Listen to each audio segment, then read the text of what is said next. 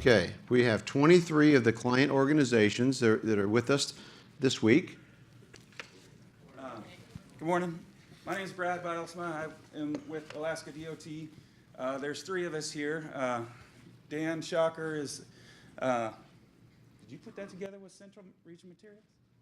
Oh, no, Drew. Okay, I'm sorry. Drew Pavia here is with our Central Region Materials group in the pavement group. Dan Shocker is from Fairbanks, our Northern Region superintendent, road maintenance superintendent there. And I'm Brad. I'm with the fleet. So we have somebody from each of our 3 sections. Alaska, as you know, very large state. Texas, very large state. Just a quick pop quiz. We brought, since it's still winter in Alaska, we brought a stocking cap and give it to the winner. If you can tell me, if we broke Alaska into 2 states, where would that put Texas in the rankings as far as the largest states? There we go, 3rd. Understands that. So are you getting claustrophobic here? It's warm. It's summertime. Yeah, a lot of people. Big state, big challenges, big connectivity challenges, logistical challenges that we face. Not a lot of roads. We're still a very young state as far as infrastructure, so faces a lot of challenges that way. Things we're doing, we have come together with what we're calling results-based alignment initiative that you'll hear about from Dan, I think, later on. And then we have in the fleet, we're using AgileAssets, of course, to accomplish all these things. We have a initiative there that's to kind of streamline the process for us to get parts into the system, purchased and issued to the repair orders and things like that. So lots of stuff going on and lots of stuff to learn here. So All right. Thanks, Brad.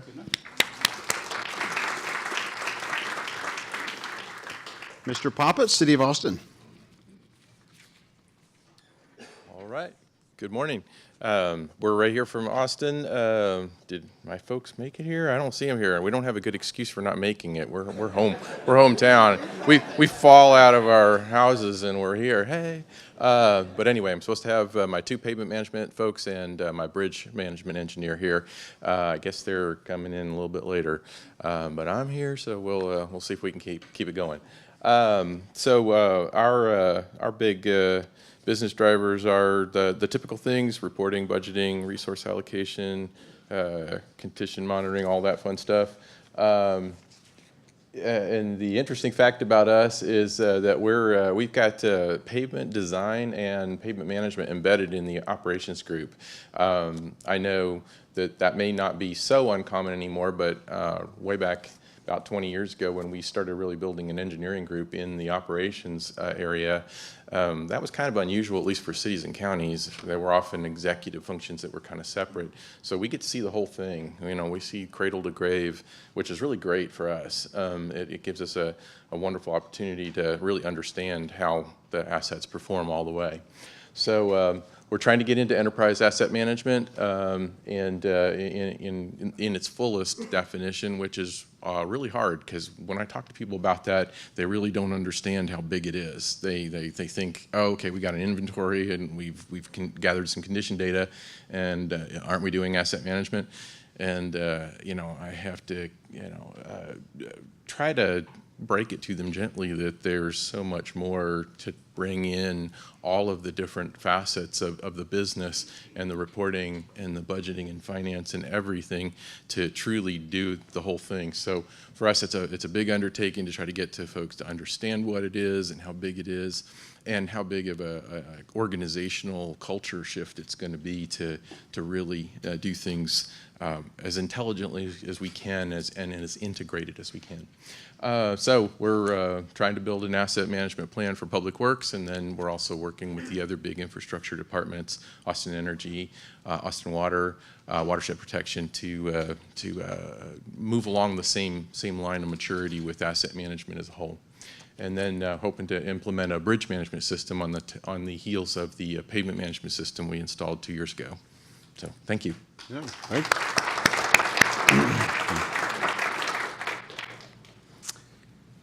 So do we have anybody from Connect Plus right here right now? There we are. Yeah, great. Hello, everyone. It's my first time in Austin, and I'm representing Connect Plus Services from London. My name is Mei Ling Yao. I actually work for the development team to build an asset management for the M25 London Orbital Highway, the busiest highway in Europe. And what is it about M25? It's a motorway which was designed about 30 years ago to cater for about 100 vehicles per day, and it has doubled. The figure has doubled since then.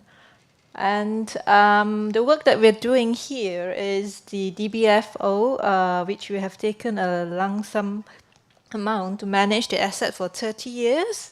And we need to hand them back in no worse condition than what we have received about a few years ago. And our key challenge is to make this project profitable. And what's our initiative for 2018, 2019 is that we would like to integrate the entire business into a single IT platform by using AgileAssets. Right. Thank you, Mary. And you guys are doing great on cadence. We got a lot of people, so I appreciate the quick cadence. Thank you. Delaware. Yeah. I'm Rhonda Lewis with Delaware DOT. There's 3 of us. We have Mike Beulah and Sarah McDougall, our engineer. We're at pavement management. That's the only module we have. Oh, our fact. Sarah found it. There are 200 times more chickens in Delaware than people. So, yeah, well, you know. Our biggest challenge we have is getting the construction history. The maintenance people and just construction it's not important to them. So then we get the phone call, when was the last time this road was paved? And I'm like, I have no idea. And that's not the answer they like. So we're supposed to know these things. We've been doing a lot of work over the past couple of years with Aaron from Kircher, and we have redone our models and our everything, the way we rate our roads and everything else. So hopefully we're going to get some really good scenarios now. So, and yeah. Okay, I think it's all right. Great, Lana. Thank you. Delaware's been with AgileAssets for a long time. Appreciate all the work. And I was talking to Rhonda. We've been at this conference together for a long time now. Okay, let's see. Do we have a representative here from Georgia? Right here. All right. We didn't necessarily know for sure what to put. And I didn't necessarily give you what you needed. That's right. Well, now it's just what you needed. So and now it's just me. Yeah. Okay, George is going to look pretty bad in a second, but no, I don't know what to tell you. So I'm one of the asset managers for Georgia DOT. We have 3. We happen to have, and this is our interesting fact, and I'm going to kind of roll things together here. Our interesting fact is I think we're one of the only states that has all of the Agile Asset Management modules.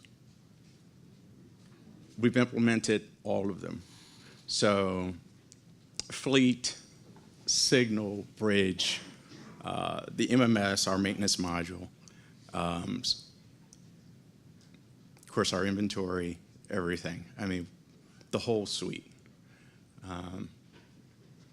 I wish I had bullet points to speak to, but they kind of passed the slide, so I couldn't.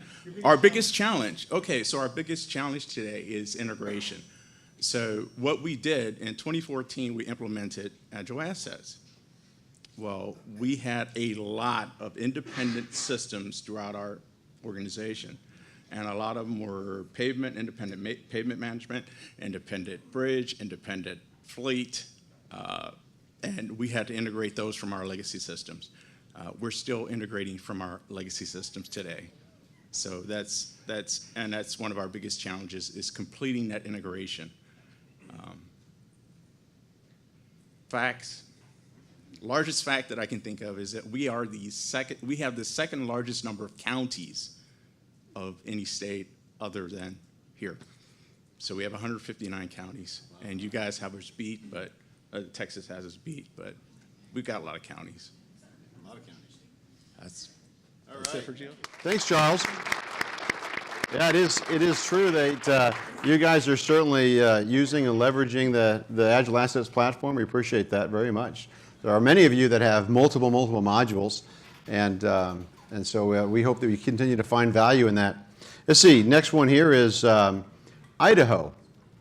I think we've got Jim and his team coming up here. Good morning. Jim Forbaugh with Idaho DOT, and I'm joined by Randy Norris. He represents one of our districts. Kind of the maintenance side, we use both the paving module and the maintenance, the fleet side.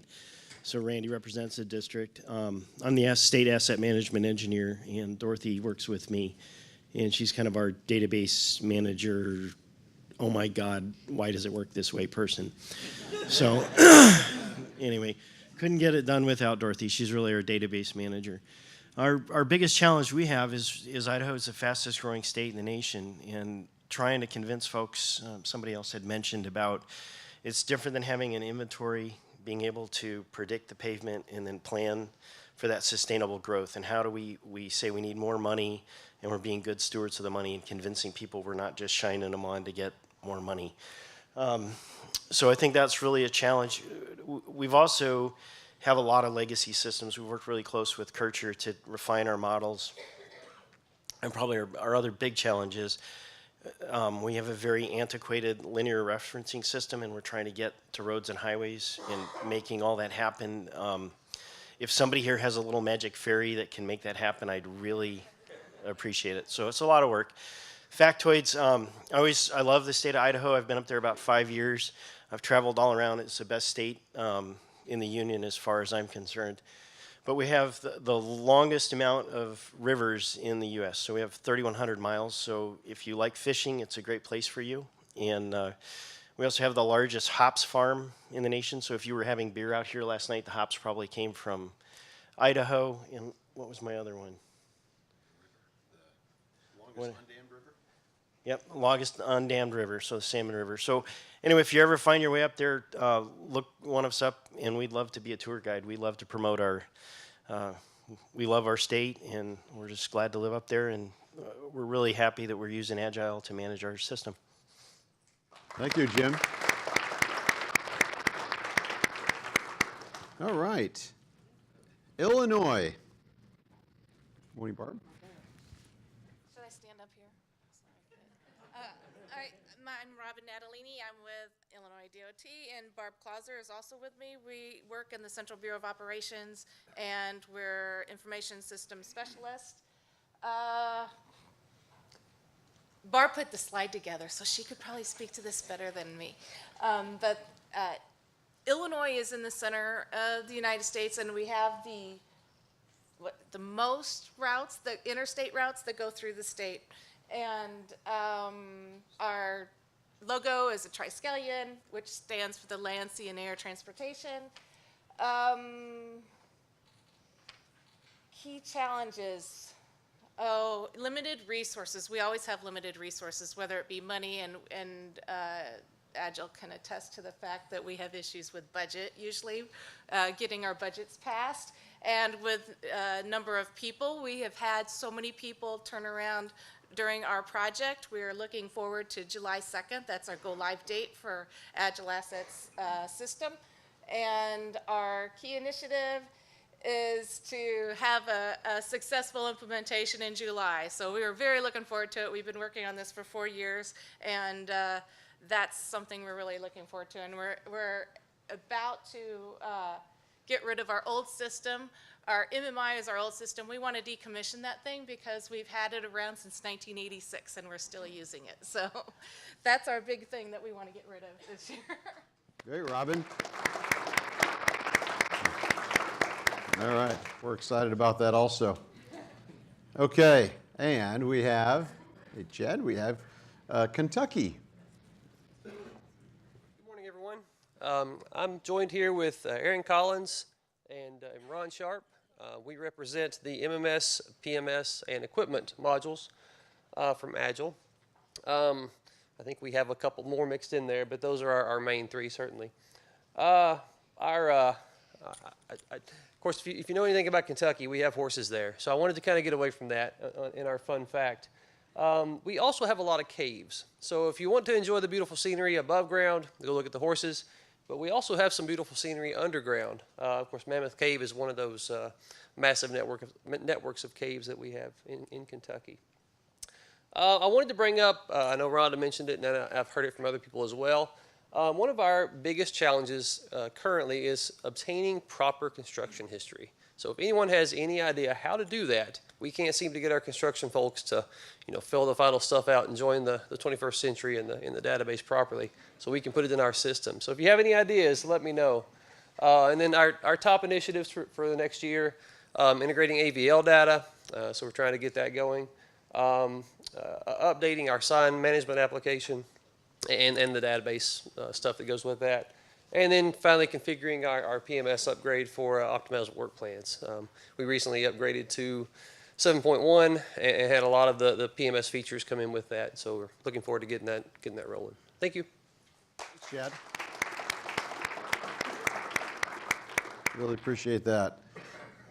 This is great. You get a chance to kind of hear what people are, kind of where they're coming from. The idea is to kind of get to know each other and kind of make notes. There's a notes page in the back of the program to say, oh, I want to be able to go visit with this person and that person, talk about this or that.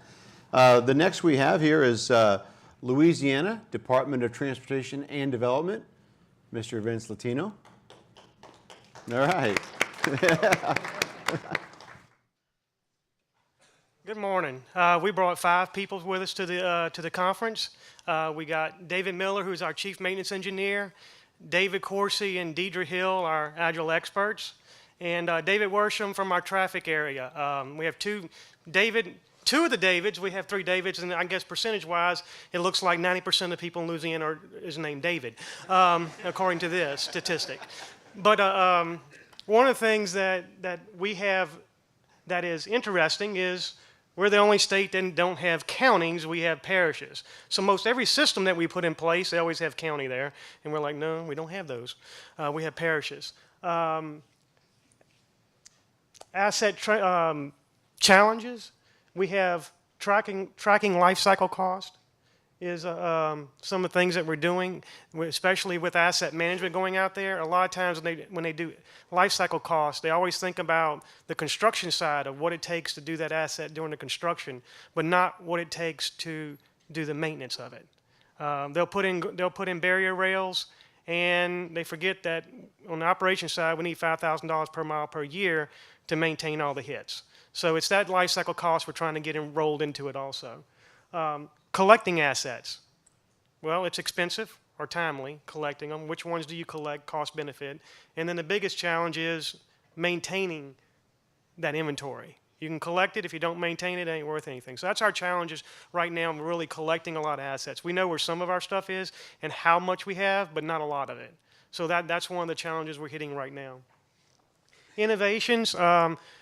Hopefully, very soon we'll be going 7.3. We're starting in the process, and we'll be using the new mobile work manager, the tablet version. We've been using mobile manager since we went live with the little handheld since 2011, since we went live. We're excited about that, our upgrade, and also we're putting in LOS, level of service, a little bit differently than been done before, and I think if y'all want to talk about that and just see me and Uday. And I forgot to mention too, we actually have 6, our adopted person Uday, who's from Agile with us, and can't count him, he's family now, so we got to count him. All right, thank you, Vince. Okay, and Minnesota Department of Transportation. Hi, I'm Karen Scott. I'm with the Minnesota Department of Transportation. I am the IT project manager for what we call our TAMs, our Transportation Asset Management System projects. We have with us Jed Falgren, who's an Assistant District Engineer of Operations in our District 7, which is in the southern part of Minnesota. Jeff Perkins, Assistant District Engineer of Operations for District 4, which is in the northwestern part of the state. Wade Adams, who's our application coordinator, Tom Zimmerman, who is our business process liaison, both of them in our asset management project office. So, fun fact about Minnesota, despite what you may have heard, we are not the land of 10,000 lakes. We have 15,000 lakes in Minnesota. So, you can come there and fish too if you don't feel like going to Idaho. We have, yeah. Our challenges, becoming fully integrated with our financial system. We've been battling with the people who manage our financial system a little bit because we would like to make some changes and do some things in TAMS without having to have people go to another system and enter their payroll information. So that's been a challenge for us. Also, training 12,000 new users is going to be quite a challenge, and being able to support all of those users. Most of that will fall to Wade. Lucky him. It's a lot of people to support. And our top initiatives really is dealing with a 2,000% increase in the use of TAMS, which we're really happy about, but also challenged by. Thanks. Thank you. Everybody I know from Minnesota is such a good person. I mean, they're even humble about the number of lakes they have, you know?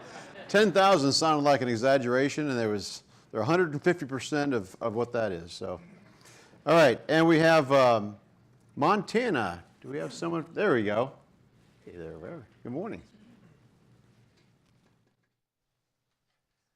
Good morning.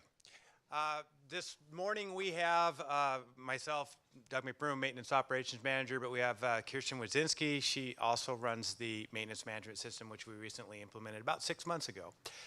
Michelle Cheeseman, who's been with EVMS, seems like forever, our fleet side, and then Mary Gail Padmus for pavement. And I believe we have the distinction of being the first state to ever implement any AgileAssets. Actually, it wasn't even AgileAssets product at that point with pavement, if I'm not wrong. I think that's right. All right. And then Patricia Burke with traffic safety.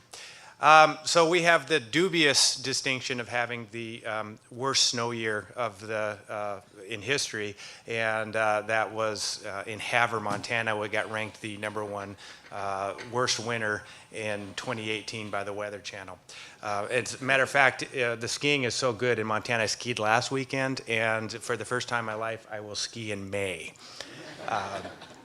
The challenges we have, we implemented a new system for maintenance management, and so data integrity is going to be a challenge for the Department of Transportation for a while. We also are trying to implement a new fleet modernization for our motor pool to automate everything we have. Initiatives, we have the Civil Integrated Management Initiative, which is sort of going from paper to paperless and going from 2D to 3D for design. And then I'm a glutton for punishment because we're going to implement a new 511 traveler information system, which falls under my group as well. So, thank you. Great. Thanks, Doug. I think actually Doug's got one of those presentations that certainly piqued my interest. It's really all about the value proposition and how they approach it from a business case for the state of Montana. So I'm looking forward to each of them, and that one in particular has piqued my interest. Okay, we have North Carolina Department of Transportation. Good morning. Good morning. My name's Patrick Norman, here from North Carolina. We have 6 folks here today. 3 of us are from our central offices in Raleigh, including myself. So we have Matthew Whitley, who's our Operations Program Management Unit Head. He oversees most of the AgileAssets usage we have within the department. We've got Camille Coombs here. She's our Payment Management Systems Engineer. We've got 3 folks from our division offices. Our division offices are equal to most other states' district offices. We have 14 within the state. So we have Chris Pendergraph here from Division 4, which is just east of our capital city area. Doug McNeil from Division 5. Doug oversees some of the maintenance stuff for our capital area in Raleigh. And then Cole Gurley, who is here from Division 12, which is just west and north of the Charlotte metro area. So they're all heavily involved in our asset management work and good members of the team. So something unique to us is we have I think, second to Texas, since we're here in Texas, the most road miles maintained for any state DOT. But what's unique about that is we maintain our secondary system, which includes all the subdivision routes, or majority of the subdivision routes too. So we're very focused on our customers, and any decision we make, we have to consider the customers, because when you're out doing asset management, asset maintenance, shoulder and ditch work, things like that, in somebody's front yard, they really have concerns. So that's something we have to be highly aware of. Asset management challenges, I heard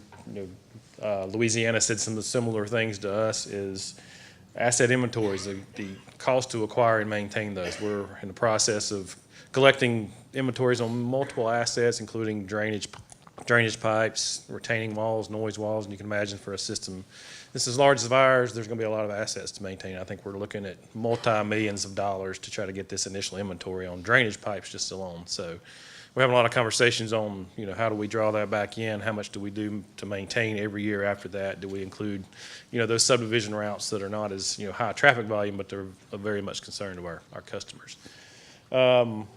Data availability lag, a system with 80,000 miles and 160,000 plus lane miles. Our pavement management system, our pavement data lags probably over 12 months do we get the actual updated information. We use pathways to collect our data, and it just, the QA/QC process takes a while.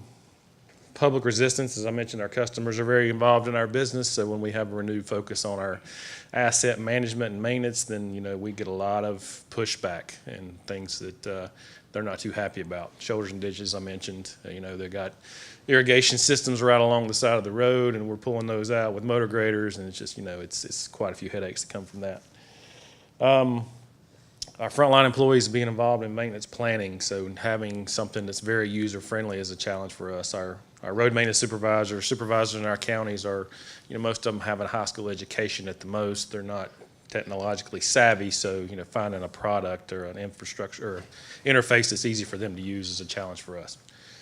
Our top initiatives, we have multiple data sets in cloud versions or all, spreadsheets that we maintain, and trying to get all these things integrated into our ArcGIS platform, which we call GoNC, and having it available to all users the same way across the entire state is a challenge for us. Right now, it's kind of, it varies based on the division and their staff and how involved they are in trying to get that information available.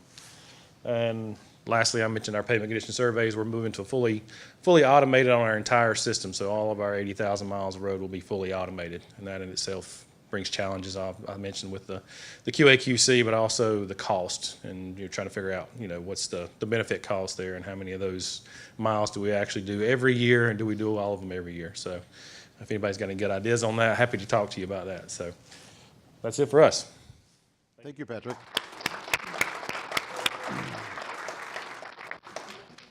And Mr. Dave Woolridge with Nevada Department of Transportation. All right, Dave Woolridge with the Nevada DOT. We kicked off our project with AgileAssets 8 months ago today. I had to look that up this morning. But so I brought with me Cliff Lawson, he's the manager of our stormwater division, and Jessica Smalzer, who is our pavement person. Anybody who has questions about looking at historic construction data on pavements, talk to Jessica. She's got it down to a science. Fun fact about Nevada, the last stagecoach robbery in the West took place in Jarbidge, Nevada, which is up on the Idaho border, in 1916. And I put the pronunciation of Nevada up there for y'all. I've been in Texas one day, I just said y'all. but it is Nevada, not Nevada. So if you need help, I'll help you out with that. So obviously our challenges, the big one I think is getting through this whole implementation of our asset management system. Right now we're focusing on maintenance management, stormwater, pavements and bridges, and trying to eliminate some of those silos. Right now we have some homegrown systems that don't necessarily talk to each other, and we're going to try to take care of that and hopefully keep rolling with some other asset classes in the future. Very good. Thank you, Dave. Okay, Sean with New Mexico Department of Transportation. Good morning, I'm Sean with New Mexico DOT. I'm here with Philip Montoya and Denise Gonzalez. They work in the payment management, and they're in charge of the payment management system, and I've been in task with the PMS side. A fact about New Mexico, to Taos Pueblos. They're one of the oldest occupied communities, over 900 years old, and people still live in the buildings. Some challenges that we face is updating the new LRS and integrating them into our systems. Let's see.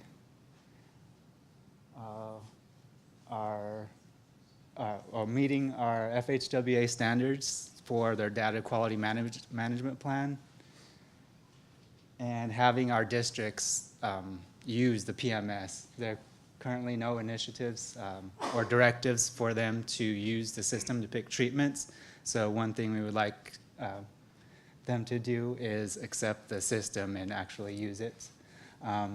Initiatives going forward, we're configuring our system to the MAP 21 FHWA standards, and improving the PMS performance models, and updating it to 7.3.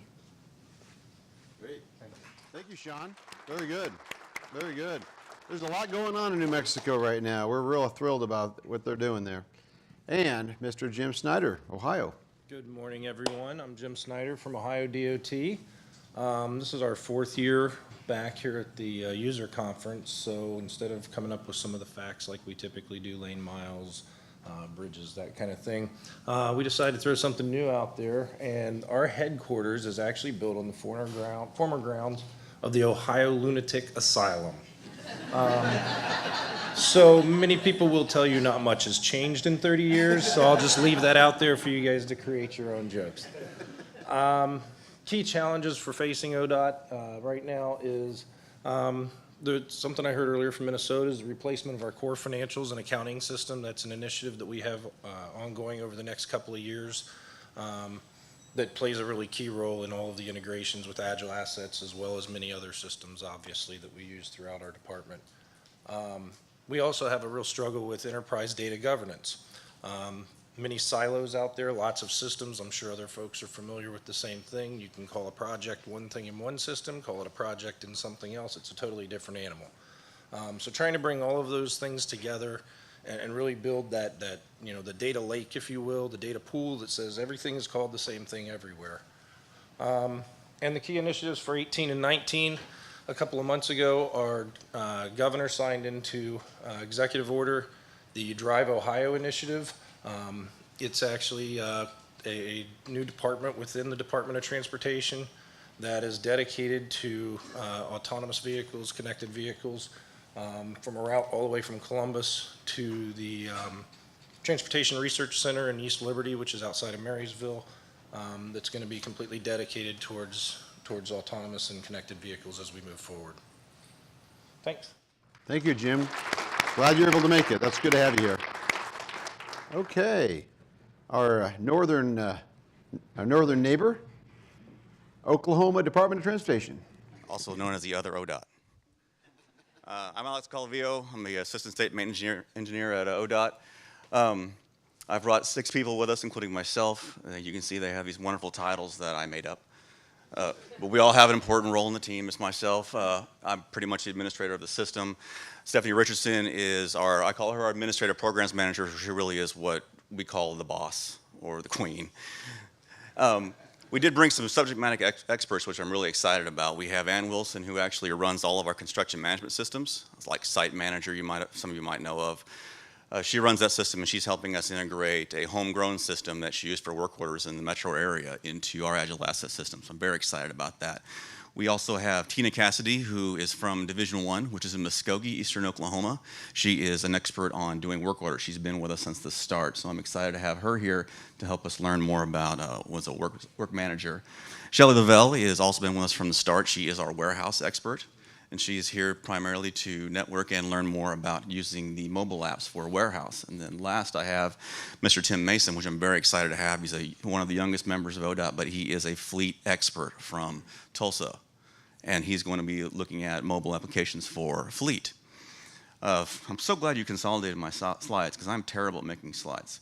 So I looked up online fun facts about Oklahoma, found a great website, and there was probably about a few hundred things on there which were really outdated and a little racist. So I decided that One thing that I know most about Oklahoma is that the dirt is red. If you've never been there, then you'll be amazed. The dirt is red there in Oklahoma. And I say that because any mom in Oklahoma is an expert at doing laundry because of the red dirt. I had baseball sliders. I don't know how they're still white. This jacket was actually blue before I bought it. So I talked to our geologist and found out that the red dirt in Oklahoma is more than 1 million acres, and the color is actually rust that comes from an iron, I guess, in the clays, which I found was fascinating. I need to tell more people that. The other lies don't work anymore. We're focused right now on maintenance budget analysis and forecasting, mobile applications. These are a lot of the deliverables that we gave to our senior management to help continue the buy-in for backing up this system. As you know, most of these states have financial issues, and we're become more customer-oriented, but we have two kinds of customers. We have the people in the field that are doing all the work, then we also have the ones above our pay grade that we have to also satisfy. And that goes to our next challenge, bringing in exit roads and highways. That's been something that we've been using in maintenance to kind of ride into the future to say, as soon as you get this rolled out, we'll be able to do more with our maintenance data. That's it, thank you. All right. A lot of good stuff going on in Oklahoma, that's for sure. Thank you. Let's see, do we have someone, there we go, from Pennsylvania Turnpike? Yeah, just on the wrong side of the deck, that's all. Hi, I'm Bob Hibbert. I'm from the Pennsylvania Turnpike Commission. I'm here with my colleagues Steve Husick and Pam Worley.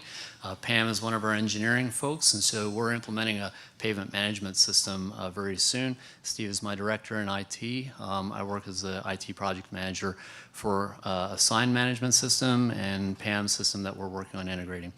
Fun fact about the Turnpike, we're known as the America's first superhighway, and we are working on, our biggest challenge this year is working on getting a linear reference system, not just updated, but updated on an automatic basis, you know, something that we don't have to touch a whole lot of. So we're working with AgileAssets and with Esri Road and Highways, hopefully to make that seamless for us. So we have a ERP system, we're integrating AgileAssets into it, and it's meeting the needs of our engineering department pretty well, so thank you. Thanks, Bob. Great to have Pennsylvania Turnpike here. And we've got one of the more progressive agencies here. We have Polk County. We're real proud of the work that we're doing and really admire what you guys are doing with Kircher. My name's Harold Likens. I'm the Lone Star from Polk County. Polk County has an imperial status on its symbols and everything. It's Imperial Polk County. In 1923, Polk County had 340, I believe it was, miles of paved road. It was the most of any county in Florida at the time. For a rural county, it's pretty impressive. We're becoming more and more populous, but we're expected to double in growth in the next 10 years. And one of our biggest concerns or challenges is maintaining all of the data we're collecting. We have a complete asset management that's spread across 3 or 4 different applications. We just implemented the PMS system.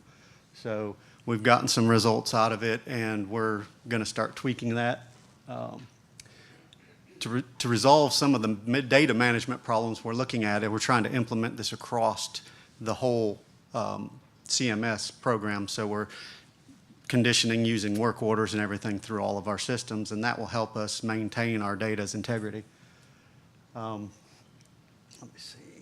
And we look to this summer fully realize some of the benefits and everything from the pavement management system, all the projections for budget, and just optimizing our network.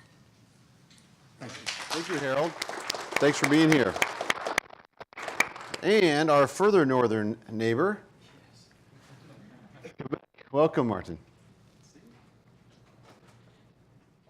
Bonjour. I'm Martin Boucher, and I'm with Monica Gallego, my colleague. My first language is French. Hers is Spanish. So, bonjour. It's a challenge. The fun fact is the weather, of course, in Quebec. It's a challenge to find materials that withstands the temperature difference. It goes from minus 22 Fahrenheit in winter up to 86 So we have extreme conditions. So it's hard to find materials that would sustain that temperature. And even in one day, we can go from 5 degrees up to 41. So it's a challenge to find materials. We have a very decentralized agency. We have actually 12 regions or territories that manage their own network. So we have to make them use the PMS and use the strategy that we put in place. So it's a challenge. We call it 12 small ministry in one big ministry. We just put in place in the last few months a new direction called asset management that will focus on that because we work in silo. I heard that this morning, so we have the same issue. So the goal is to have the global overview of all the assets that we have and move from silo management to integrated management. So that's it. Merci. Bonjour. Thank you, Martin. Okay, do we have anybody here from TxDOT? We do. Good morning, Brandy. All right, Brandy has been with TxDOT for quite a long time and done an awful lot to advance maintenance and asset management for TxDOT. I'm Brandy Munn. I have been with the department for 14 years, and I'm here today with Jenny Lee and Joe Kim. We all work for the maintenance division. Jenny and Joe are with our pavement management group. And I heard a rumor there might be some bridge people here. Are you here yet? I don't see them. Okay, so there might be a couple of folks from our bridge division joining us as well. Our fun fact is that we have approximately 490 million vehicle miles traveled per year, so we can drive to the moon 200 times a year. But we can't seem to upgrade our maintenance management system, so that is our challenge. We implemented MMS in 2013. We are still on 6.8, and our goal for this year is to finally upgrade to 7.2 and to figure out how we can upgrade a little bit faster. We implemented pavement management system 2 years ago, and they've already upgraded twice, so I'm a little jealous about their upgrades. But we are working on our TAMP, our Transportation Asset Management Plans, and getting that centralized, a little bit more centralized. And then we're developing performance targets for MAP 21. And that's all I can think of. Thank you very much, and welcome to Texas. Thank you, Brandy. Okay, and Virginia Department of Transportation, Mr. Michael Kahn. Good morning, I'm Michael Kahn. I'm here with Jennifer Morano. We're both from information technology. Jen has just joined us. Welcome, Jen.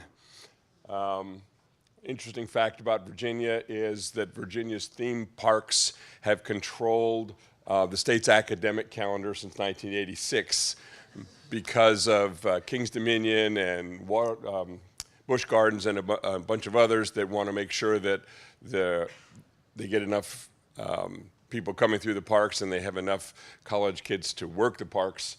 No schools in Virginia can open before Labor Day. I know there's a lot of kids that are happy about that too. So nobody has to choose between homework and roller coasters before Labor Day, which is great. We are third, right behind North Carolina, in terms of lane miles that VDOT maintains, 128,000. We also do interstates, primaries, and secondaries.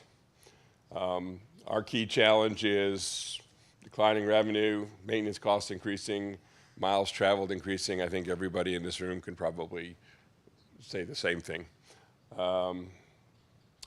Key initiative may have changed since I did this slide. We may be just going right to 7.3. Thank you. Thank you, Michael. Actually, I'd say, one of the things Michael and I were talking about last night was just recognizing that I think he did a very smart job of rolling in those upgrades and making sure they just keep passing through. And so we're excited about that. And Next we have West Virginia Department of Transportation. Good morning. Good morning. I'm Marcia Mays with West Virginia Department of Transportation, or as one of our gals just reminded me, the best Virginia. So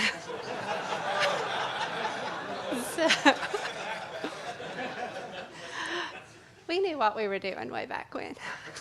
All right, so there's 4 of us here today.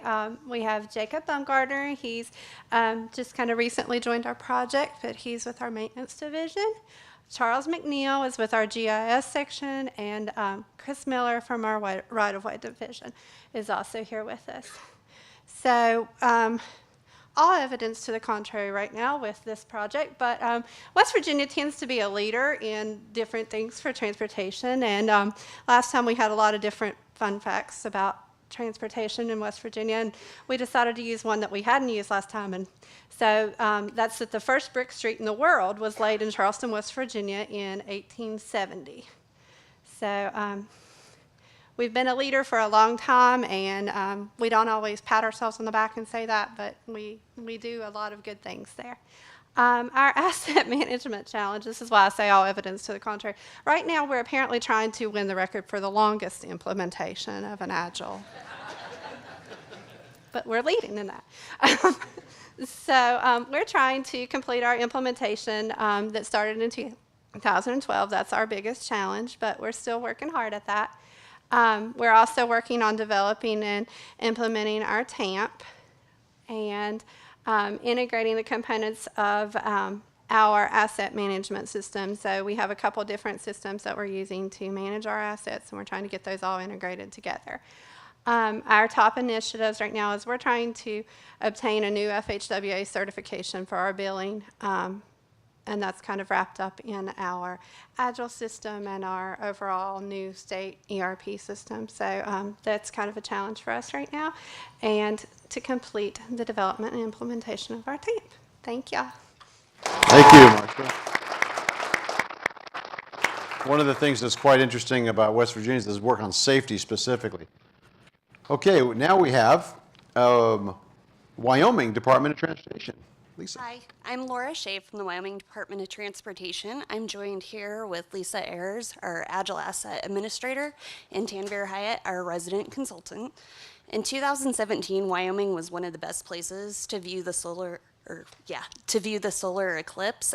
We had the path of totality across the state, and we have a lot of wide open spaces, so it brought in a ton of people. It was kind of like I-35 on rush hour for several days, getting all the people in and out of the state.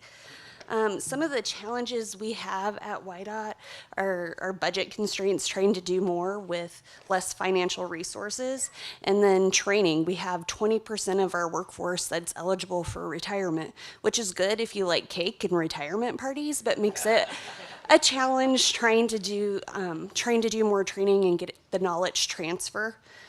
Some of our initiatives that we have going are trying to enhance and utilize more of the components of AA, and then we just are doing a configuration of AA to meet the new HPMS reporting requirements. So, thank you. All right, thank you very much.